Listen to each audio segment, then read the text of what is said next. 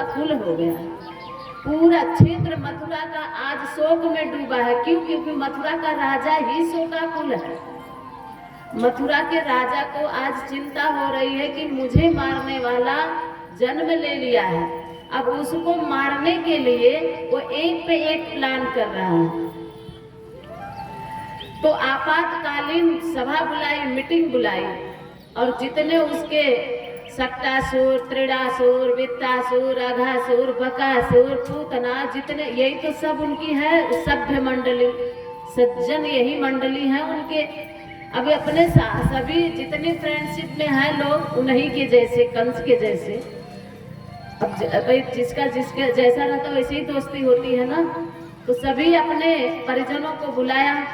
अब यहाँ जब कार्यक्रम शुरू हुआ होगा तो आपके यहाँ आयोजक भाई उमेश भैया सबके पूरा बुला करके मीटिंग किए होंगे।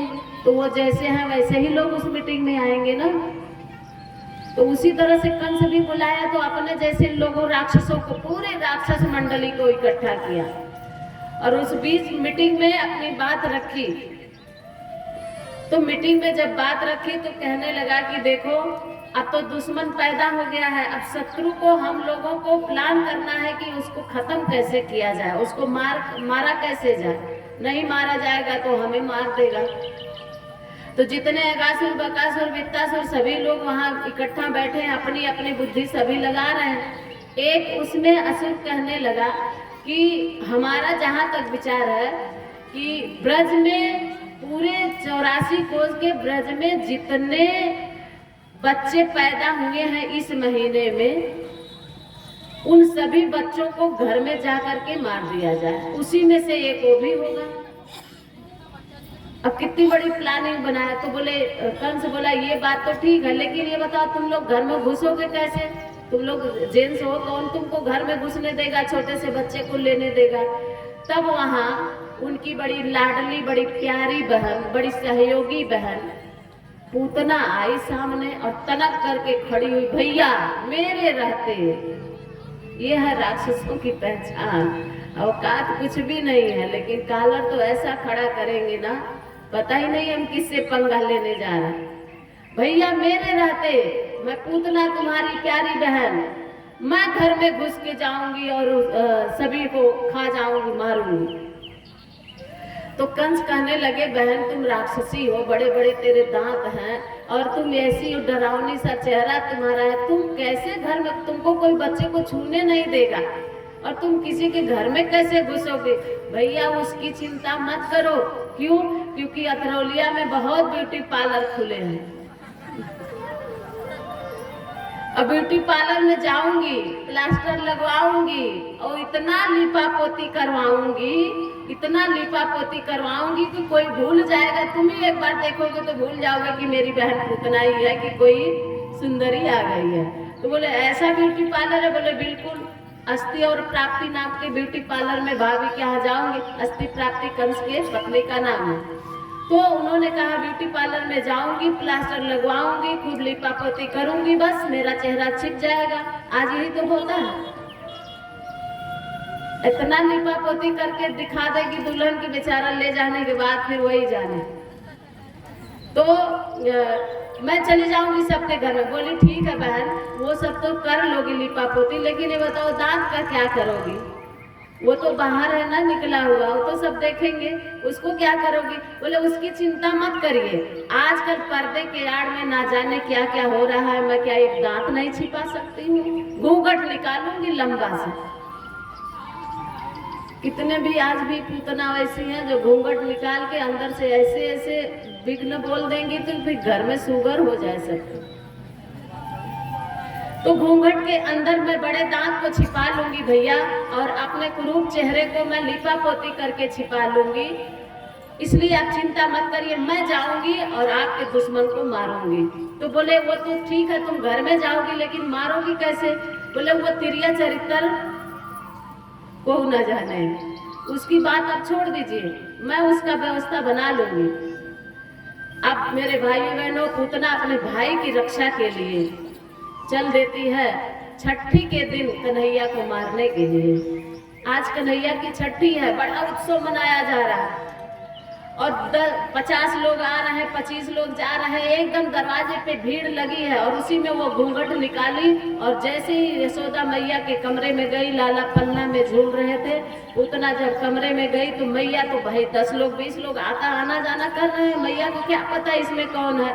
और तो बड़ी सभ्यता से मैया को प्रणाम करी, यशोदा मैया को, बोली आओ बहन आओ, कहाँ ब्रज की ही हो? तो बोले अरे ब्रज की हूँ मैया, चाहे कहे की हूँ, लाला को देखने की बड़ी लालसा लगी है, बस लाला को दिखा दो। अरे क्यों नहीं, तुम्हारा लाला मेरा लाला, देख लो लाला को, खिला लो लाला को, गोद में ले लो लाला को। तो मैया कहने लगी लाला को गोद में खिला। अब तो उसका काम बन गया, जब पूतना को बोली मैया गोद में खिला लो लाला को, तो काम बन गया। बोली बस यही तो मुझे चाहिए था। तो पूतना बड़ी मीठी मीठी, देखिए छल कपट जब अंदर होता है ना, जब कोई कपटी आदमी मीठा बोले तो जान लीजिए बहुत खतरा है। अगर अंदर कपट लेकर मीठा बोले ना तो बहुत खतरा है। और आज ऐसे लोगों की कमी नहीं है, मुंह पर मीठा बोलने वाले, आगे बैठकर हंसने वाले, आपको बहुत भी ले ले, लेकिन वही हंसने वाले पीठ पीछे डसने वाले भी अंदर। हम तो कहते हैं कि रावण हमसे अच्छा था कि 10 मुख उसके ठीक सामने थे, सब लोग देख करके डर जाते थे, जानते थे कि ये रावण है, 10 शीश वाला है, राक्षस है, खा जाएगा। लेकिन आज का रावण उससे भी खराब है, वो 9 मुख अपने अंदर छिपाए रखता है, एक ही बाहर दिखाई देता है, और 9 मुख से वो अंदर ही अंदर खा जाता है। शत्रु मित्र में छुपे, आज शत्रु से बचना बहुत कठिन हो गया है। मित्र में छुपे हुए शत्रु से बचना बहुत कठिन है। अगर साक्षात सामने से वार करने वाला शत्रु है तो उससे आप बच सकते हैं, लेकिन मित्र में जो छिपा है उससे नहीं बच पाते हैं। आज वो मित्र बनकर मित्र के अंदर शत्रु का भाव बढ़ता हुआ जा रहा है। हाँ, जिसे आस्तीन का सांप पिकर।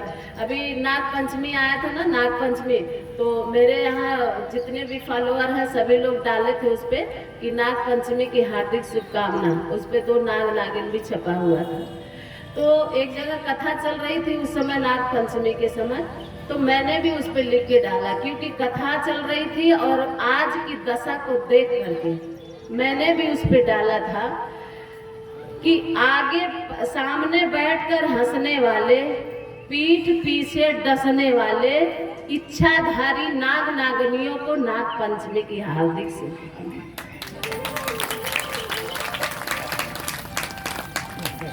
हैं ऐसे इच्छाधारी हैं भाई, ऐसे इच्छाधारी ऐसे बन जाएंगे कि आपको पता ही नहीं चलेगा।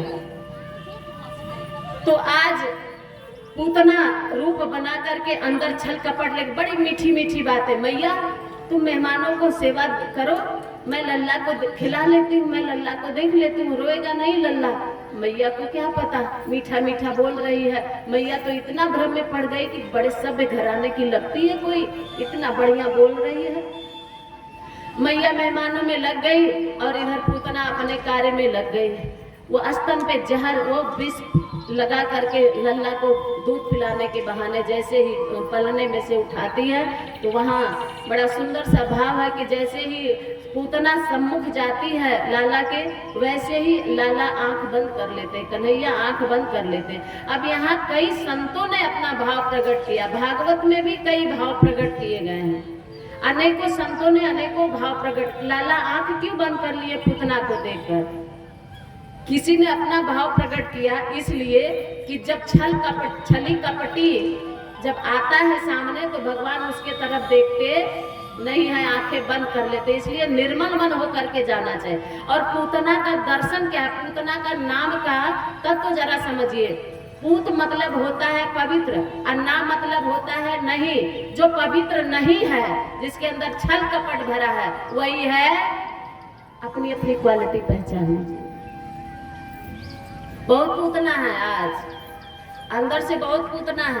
भगवान के मंदिर में जा करके लड्डू चढ़ा करके और भीतर इतना मल भरा रहता है कि पड़ोसिन का, मेरे जेठानी का बेटा ना पीसीएस टॉप करे, मेरा ही बेटा पीसीएस टॉप करे। वो कल वो कचरा भर करके भगवान के सामने नहीं, वो लड्डू क्या तुम्हारी तरफ देखना पसंद नहीं करता है भगवान। पवित्र भावना से जब भगवान के पास जाए तो भगवान देखता है। तो किसी ने कहा कि इसलिए भगवान आंखें बंद कर लिए, किसी संत ने कहा कि भगवान इसलिए आंखें बंद किए कि ये जहर पिलाने आई है, मैं माखन मलाई खाने वाला, मैं तो इसको पी नहीं पाऊंगा, तो फिर ये जिसका प्रिय भोजन है मैं उसको स्मरण कर लूं। अब वो आंख बंद करके भगवान भोलेनाथ का स्मरण किए, तुम्हारे लायक बहुत बढ़िया मिठाई पूतना लेके आई है प्रभु, आओ नाश्ता कर लो तुम्हें चाट चूट करके।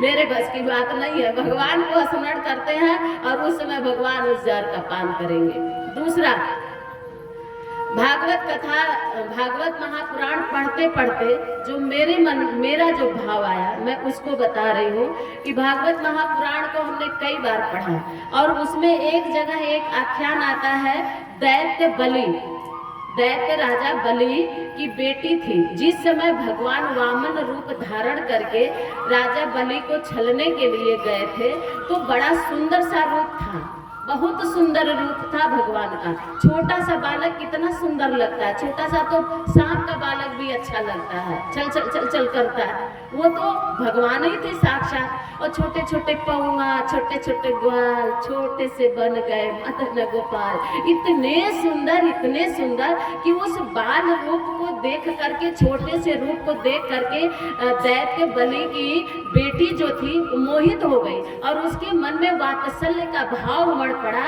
कि काश मैं इसकी माँ होती, ये मेरा बेटा होता तो इसको गले से लगा लेती, कितना सुंदर कितना प्यारा है लाडला।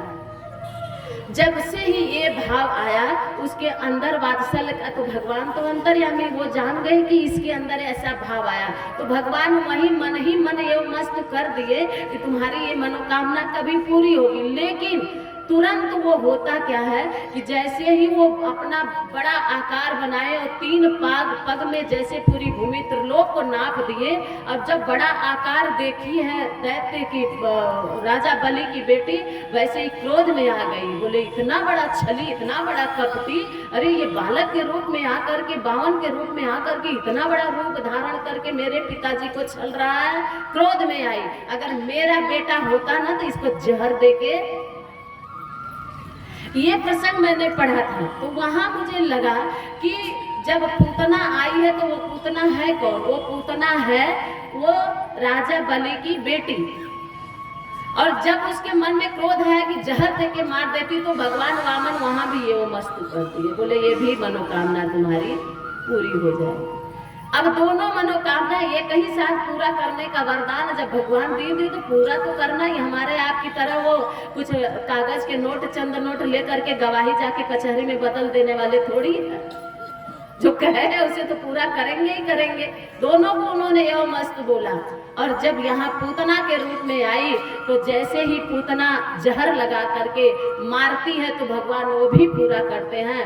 और स्तनपान करते समय पहले भगवान ने जहर का आकर्षण किया, फिर इसके बाद पूतना के दूध का आकर्षण किया, और तीसरी बार में भगवान के पूतना के प्राणों का आकर्षण करते हैं। तो माँ का भी उन्होंने पूरा कर दिया, अपने वादा को पूरा किया, और जहर पिला के मार देने वाला भी वादा भगवान पूरा करते हैं। ऐसे है मेरे भगवान। मेरे भाइयों बहनों, सौभाग्य जरा झांकी जरा देखिए ना भगवान की, कितना भगवान आपका ख्याल रखता है। भगवान को भूलने वालों, कहते हैं वो राक्षस वो नहीं होता है जो बड़े बड़े दांत का होता है, जो भगवान को भूल जाता है उसी को राक्षस और राक्षसी कहते हैं। तो मेरे भाइयों बहनों, भाव तो बहुत है, बस आगे चलते हैं।